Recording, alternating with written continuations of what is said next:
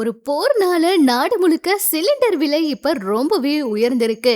Iran மீது Israel தாக்குதல் நடத்திய நிலையில அமெரிக்காவும் இணைந்து கூட்டு தாக்குதல் தொடுத்திருக்காங்க.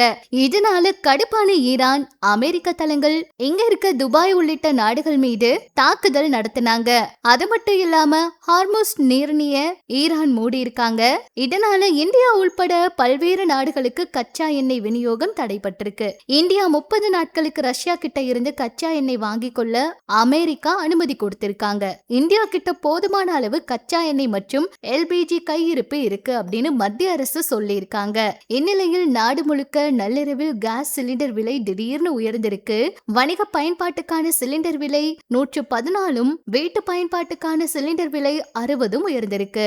அதுபடி சென்னையில 1929க்கு விற்பனை செய்யப்பட்டு வந்த 19 கிலோ எடை கொண்ட வணிக பயன்பாட்டிற்கான சிலிண்டர் விலை 2043க்கும் 868க்கு விற்பனை செய்யப்பட்டு வந்த 14 கிலோ எடை கொண்ட வீட்டு பயன்பாட்டுக்கான கேஸ் சிலிண்டர் விலை 928 ரூபாய்க்கும் விற்பனை செய்யப்பட்டு வருது.